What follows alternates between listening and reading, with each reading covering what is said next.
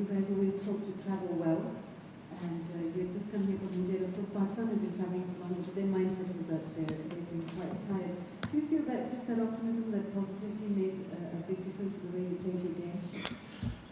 Yeah, potentially. I think that we had a real focus coming here. It was our last hit out before the World Cup, and so we wanted to make sure that we're going into that tournament with a lot of momentum. And I think international cricket's really hard. So if you take it lightly, if you take your foot off the gas at any point against any opposition, you'll get beaten. And we're really conscious not to do that in this series. To give an opposition a chance to sort of get on top of you early in the series. So it was a real focus to start the series well, and it was a big series for a lot of people as well. At the start of the series, Vicky said that for the Pakistani team, there were about 3 or 4 places left for the World Cup. Where do you place Australia, especially after the results now? Do you feel that you know you're playing level to a certain extent in the World Cup? Not quite. I think that there's going to be some tough conversations had over the next couple of weeks, and there's going to be some really unlucky guys. Everyone who's had an opportunity over the last couple of months has really put their best foot forward and played some great cricket. So there's an idea about the makeup of the 15-man squad, but honestly, there's 17, 18, 19 players that we could pick, and the squad wouldn't be weaker with any of them in it. So it's a great position to be in, but it's also going to be a really tough selection. Well played, remained phenomenal throughout the series.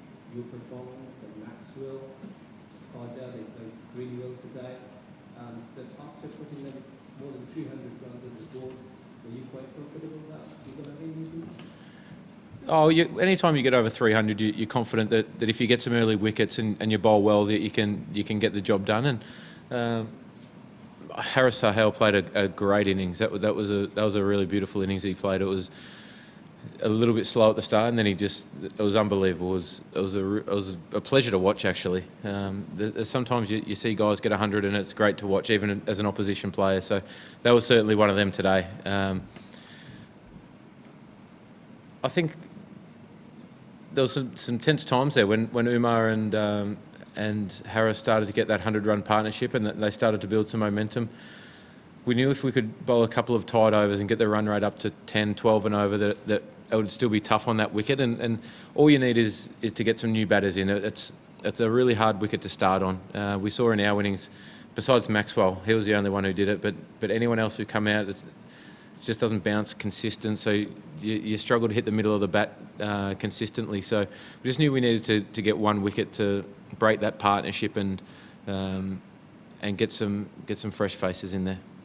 Rob, you mentioned sort of tough discussions for selectors. Will you physically be part of that final selection meeting, or will you just give your thoughts to Justin and Greg now and get on with it? Oh, there'll be a lot of conversation over the next couple of weeks, no doubt. Back and forth, I'm sure. But in terms of the final selection meeting, I can't imagine that I would be in that. And in terms of sort of who opens at the World Cup, David's got another 100 and yep. continues his great form. What about that discussion? Like, is that sort of, I don't know, do you play a more active role or less active role? Are you sort of part of the sort of I think that's going to be down to what's best for the team, what fits best, what looks best on paper to start with, and then you go from there.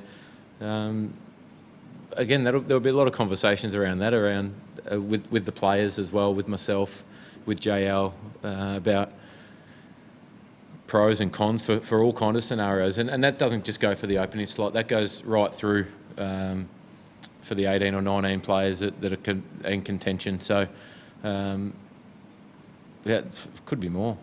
Yeah, it probably is more. It's 20, 21 players. So that's going to be something that will be had about all them spots, and trying to find the right balance for the squad as opposed to just emotional and on the spot decisions. But at the end of the day, you have to make. There's going to be some tough calls, some really tough calls, and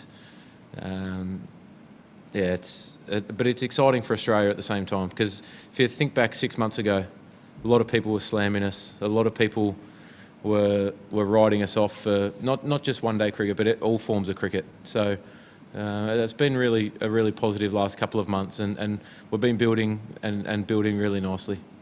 And on that kind of note, like you, Justin, and all the players have talked for months about how something is building. In terms of the turnaround, is there anything that's surprised even you that has exceeded your expectations in terms of just how well certain players or certain parts of the game have been remarkable?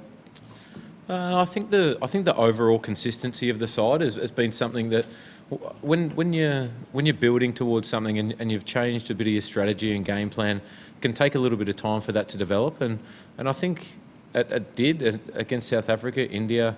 It took a bit of time to start for guys maybe to fully buy into it and believe that it was the right way to go about playing one-day cricket and the right strategy to go with. So on the back of that, I think once the boys started believing and you have a little bit of success and you see some things going your way, you buy into it a bit more and you believe it a bit more, and until you have till you win a game, till you win a series, and then you have the ultimate buy-in and everyone's on the same page. And I think that's the consistency that we've had over the last little while. Even the games that we lost in India, the first couple of games, we still played some really good cricket. We just lost the crunch moments, especially in the second game.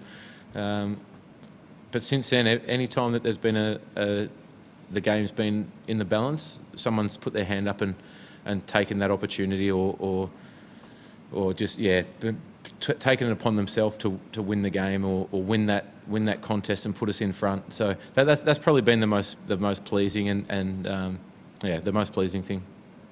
Just on Usman coming out there today, how was he first of all? It looked like he kind of struggled a bit towards the back end of his innings, and I guess before that he was pretty fluent. Is it kind of the most fluent you've seen him play?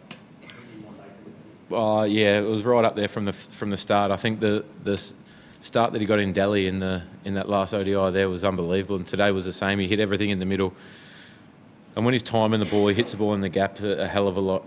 He doesn't hit the fielder too often, so that was a brilliant innings that he played. He had I'm not exactly sure 100% what the issue was out there, but yeah, it slowed him down slightly, and I was disappointed that he didn't get 100 because he really did deserve it. The series that he's had, the way that he's been playing, everything pointed towards 100 today, and to get out just short was disappointing. For you personally, if you were statistically the best ODI series by Aussie batter, do you feel like your best series was like that? Yeah, it was probably my most consistent as a player, or as a batter. I think if you look back through my career, there's been times when I've got a couple of hundreds and there'll be some really low scores in there as well. So it was nice to get a good start each game and still kicking myself at a couple of chances, a couple of 40 and 50 that could have gone on and got some really big match-winning scores. But I think it was nice to start the series really well and set the tone early. But a couple of really good chases as well, which is something that's been really pleasing recently, that we've been able to chase 360 in Mohali, then 280 plus twice in Sharjah on wearing wickets was a real positive both times.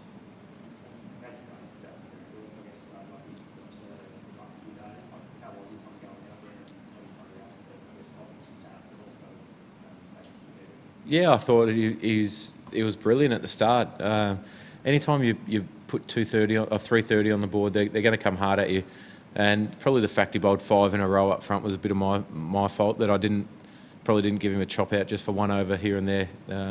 Especially because Harris faced a lot of balls from him in a row for a couple of overs. So I think that I could have given him a bit of a chop out and switched him ends or something like that. But the way that he fought back at the end and come back in a spot where he's not traditionally bowled a huge amount of overs at the death. So that was really pleasing as well, that he showed a lot of tricks, leg cutters, off cutters. Yorker, unfortunate inside edge that went for 4. I thought it was really impressive, especially after the few rough days of illness that he's had. Yeah, he seemed to be, yeah. There was no issues whatsoever leading into today with him. Cheers, guys. Thank you. Thank you.